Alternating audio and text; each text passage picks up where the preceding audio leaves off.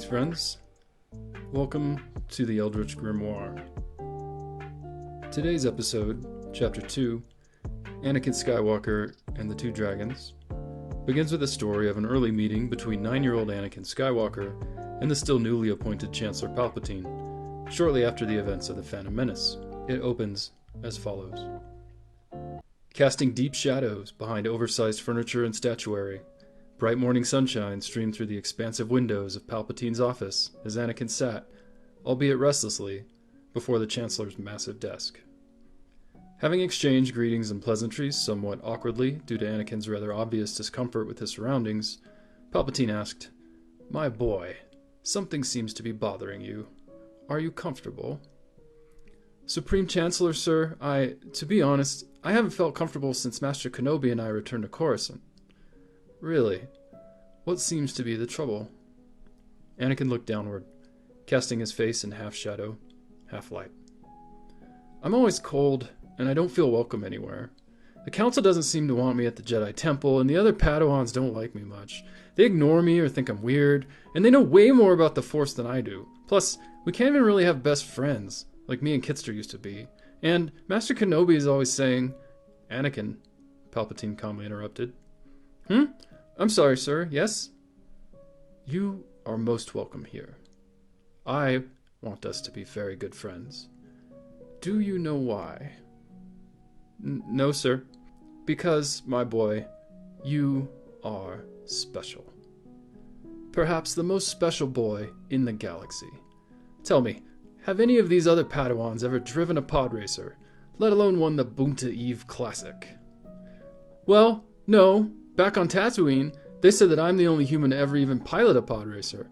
I built the one that saved Padme and everyone. Qui-Gon and my mom were so..."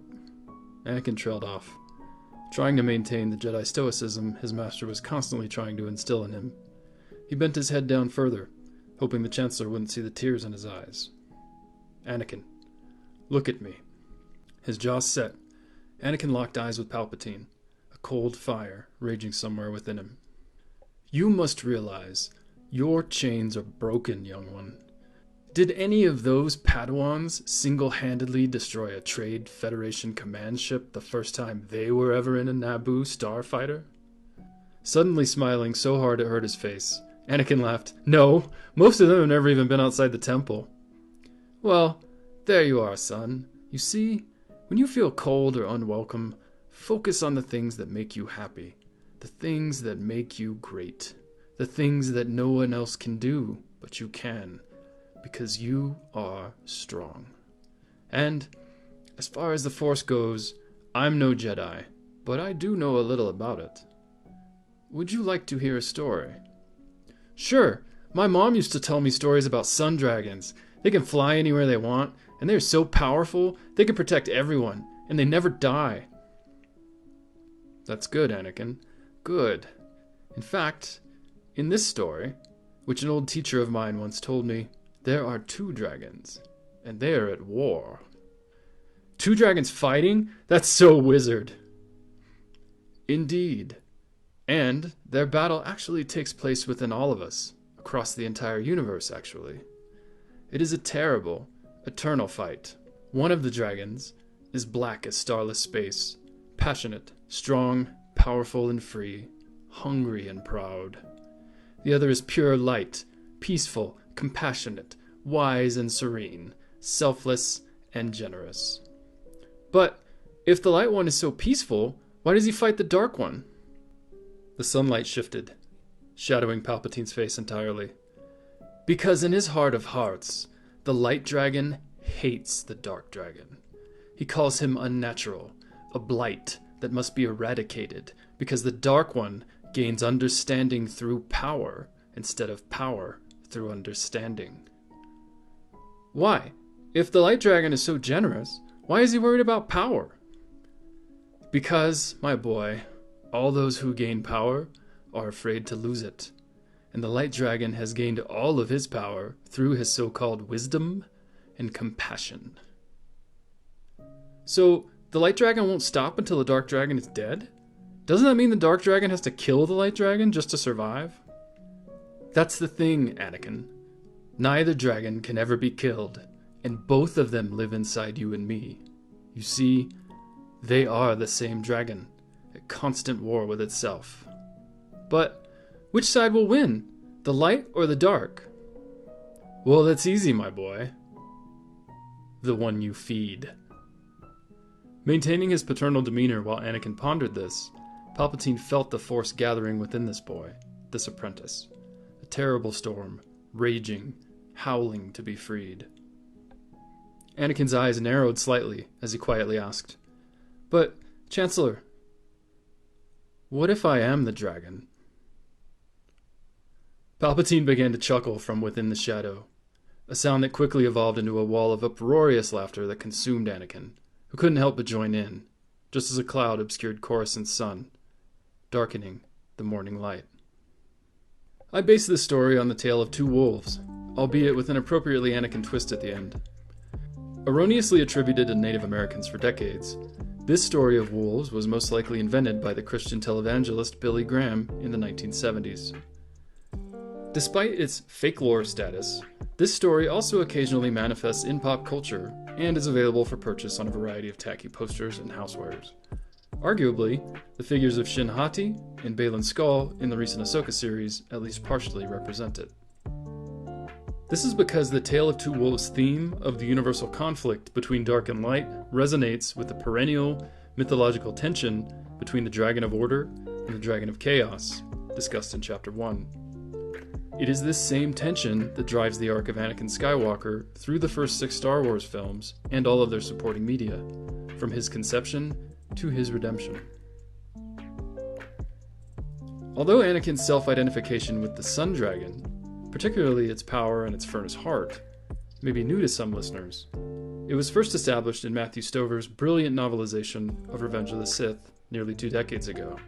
More recently, Mike Chen has brought it into the Disney canon within his short stories in the From a Certain Point of View series, and his excellent novel Brotherhood. Given the Cosmic Dragon's central role in the mythology the Eldritch Grimoire is constructing, we will learn much more about this in forthcoming chapters. In any case, central to this chapter is the fact that George Lucas embedded the keys to understanding Anakin in Episode 1, something that was and remains lost on most of its critics and even among many avowed Star Wars fans. In short, Anakin's overall journey, as well as his specific arc in Episode 1, reflect the mystical and pedagogical functions of myth defined in the preface. For Lucas, the primary mystical function of Star Wars is to foster in its viewers the understanding that nobody lives forever and nothing is perfect. That is, basically don't kill people and be compassionate and love people. And so that's basically all Star Wars is. Attachments and the selfishness that result from them are therefore fully expressed and embodied in the Sith, while the selflessness and adherence to cosmic dharma needed to let go of one's ego and attachments are represented by the ideals of the Jedi. As the latter is far more difficult than the former, we observe many characters move between these two poles, individually, collectively, and even galactically, from the prequels to the original trilogy era, none more spectacularly than Anakin. In terms of the pedagogical function of Star Wars mythology, Lucas's main goal is to instill in his viewers a sense of generational responsibility. Thus, in the prequels, we observe the unraveling of the Republic and the existing order. This occurs due to one of Lucas's mythological sub-themes, the eternal return. Specifically, all systems in Star Wars move through periods of creation, growth, decline, and destruction. In political collectives such as the Republic and religious orders akin to the Jedi, this process is driven by the thirst for and accumulation and expression of power, even if unconsciously. The prequels therefore demonstrate the decline and destruction of these systems, which are mirrored by their creation and growth in the original trilogy. Anakin, as the hero and protagonist of the prequel trilogy, manifests this cosmic decline and destruction, just as Luke embodies its creation and growth in the original trilogy. That is, both Anakin's progeny and Darth Vader are born from sin, from Anakin's actions after his fall to the dark side that ultimately lead to the final destruction of the Republic and himself. As the eternal return is cyclical, so are Vader and the Skywalker twins created from this destruction, ultimately leading to balance in the Force and the creation of the New Republic. Along this path, the generational irresponsibility of the Jedi, Yoda, and Obi-Wan in the prequels is matched by these figures' fulfillment of their resulting responsibility to the next generation in the original trilogy, completing their respective arcs and cycles. Since the decline of the cosmos is expressed through Anakin, as a vergence in the Force created by the midichlorians, the child we meet in Episode 1 is ironically the most compassionate, the most selfless, the most Jedi version of the character we ever encounter. Terry Brooks' novelization of The Phantom Menace provides detailed insights into Anakin at this stage of life and elaborates far more narrative details than the film is able to. Hence, before Qui-Gon and the others arrive on Tatooine in Episode 1, we find that 9-year-old Anakin fully trusts his intuition and instincts. For example, Anakin accepts his current status as a slave because he can feel that one day he and his mother will be free.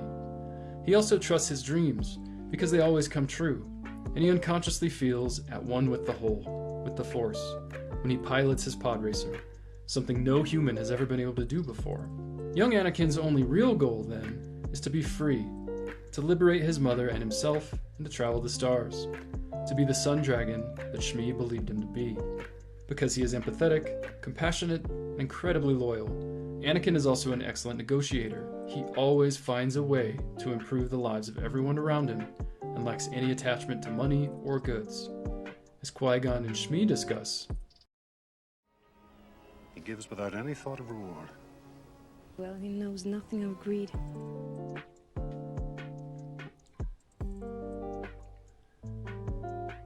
This is why Anakin freely and instantly offers the pod racer he has spent 2 years building from scraps, sometimes at great risk to himself, to Qui-Gon and Padme.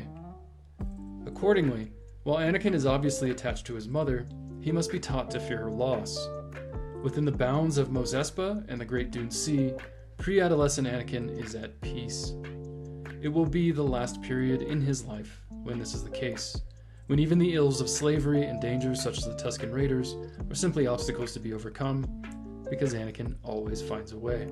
Anakin's endless compassion also entails that he is loyal to people, not to principles or nebulous abstractions like peace, or, for that matter, the Republic, and that all he expects in return is such loyalty. Through the Force, Anakin becomes aware that he will marry Padme someday, solidifying the nascent attachment he feels the first time he meets her, which is continually intensified by their time together on Tatooine. However, when it seems that he will lose Padme, young Anakin rapidly descends into a violent rage.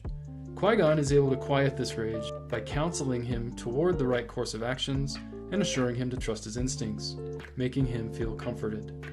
Such instruction stands in stark contrast to the seemingly endless scolding and berating that will inform how Obi-Wan teaches Anakin in the years to come.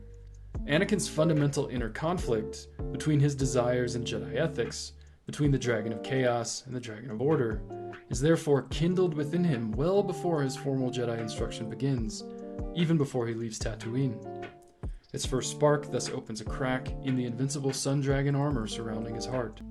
Still bathed in the light side and the afterglow of his mother's love, his attachment to Padme and his novel fear of losing her and Qui-Gon, a quasi-father he has heretofore lacked, fuel the anger and the fear that the Jedi Council senses within Anakin when deliberating on whether to train him.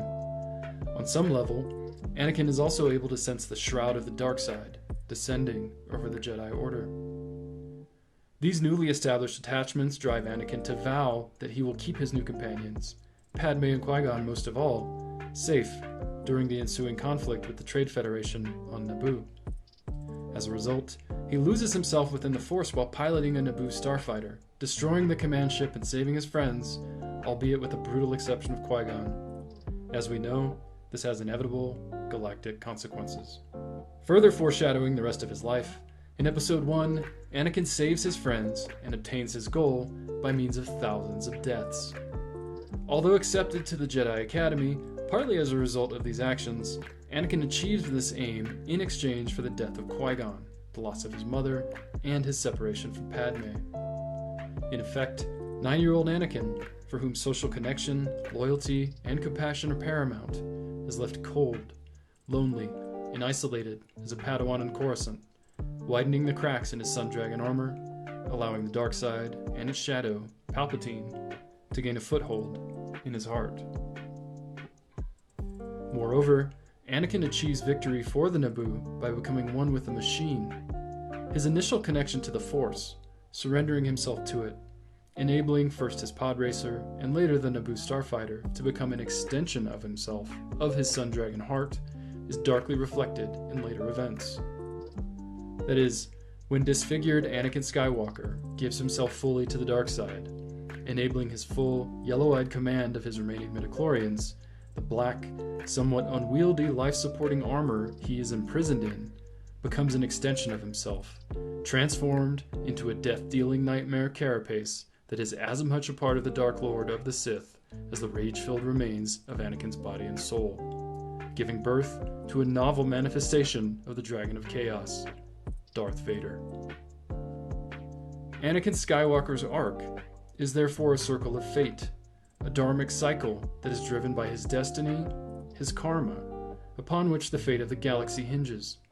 His divine birth entails not only that he is born perfectly equipped for his fated task, to bring balance to the Force, but also that his destiny, shaped by his actions and those around him, shapes the path that he, and with him the galaxy, must traverse towards this ultimate destination. With regard to the relation of Anakin's beginning and end to the mystical function of myth, just as the Force is in constant motion, shifting from light to dark as it creates and destroys reality, so does Anakin gradually shift into Vader and finally revert to Anakin once his cosmic duty is fulfilled. Notably, Luke ends the original trilogy where Anakin begins the prequels, as the best Jedi he will ever be, the balanced Sun Dragon Shmi always believed Anakin to be, establishing the basis for the eternal return to begin anew in a sequel trilogy that never was. Accordingly, in our own lives, we must accept that light and dark are constants on both cosmic and personal levels. Neither can ever be wholly eliminated, but by learning to let go of our attachments amid the ephemeral nature of being, we can become better, more balanced versions of ourselves. Fate decrees when we are born and when we die, but we are the agents of our own destiny.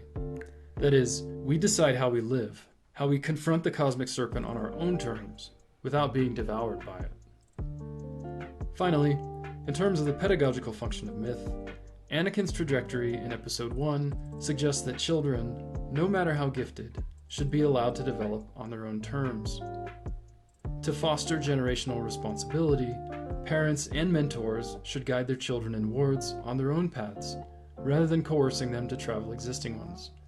To trust their instincts via a carefully shaped moral framework before surrendering to the cold ethics of systems and rules. In short, to enable them to turn to the light and its representatives while limiting their vulnerability to the dark and its agents. Furthermore, children must be wary of their wishes coming true, of their whims and desires being fulfilled too quickly, as the unforeseen costs and consequences of such things tend to be at once vast and irreversible. This concludes Chapter 2 of the Eldritch Grimoire. Good journey, my friends.